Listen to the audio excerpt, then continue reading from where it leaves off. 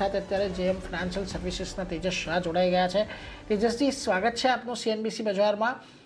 જુઓ, સતત આપણે જ્યારથી 24,772નો હાઈ 24,774નો હાઈ બનાવ્યો હતો ગયા અઠવાડિયે, ત્યારથી બજારની અંદર સતત દબાણ છે.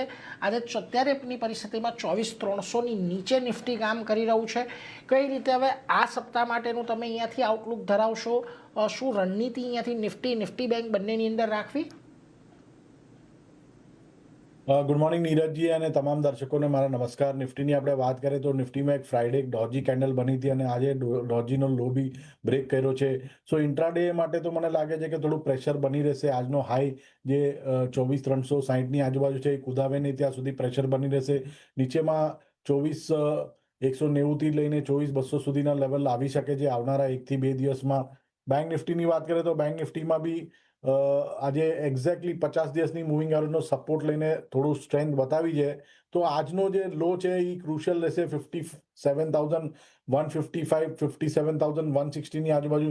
જ્યાં સુધી આ બ્રેક નથી કરતો કોઈ મેજર પેનિક નથી. અગર જો એ બ્રેક કરે તો મને લાગે છે થોડું જે ડાઉનસાઇડ મોમેન્ટમ છે એ એક્સેલરેટ થઈ શકે છે. એટલે જો અહીંયાથી ખાસ કરીને આજના દિવસે થોડાક ઘટાડાના સંકેતો છે અને એમાં પણ બેંક નિફ્ટીના જો મહત્વના લેવલ જે 57,150ની આજુબાજુના છે એ આપણને બ્રેક થતા દેખાશે તો પછી ઘટાડો કદાચ અહીંયાથી વધી શકે છે. એટલે તમારે અહીંયાથી ધ્યાન રાખવાનું છે. આજના દિવસે થોડાક સંકેતો અહીંયાથી દબાણના જ આપણને બનતા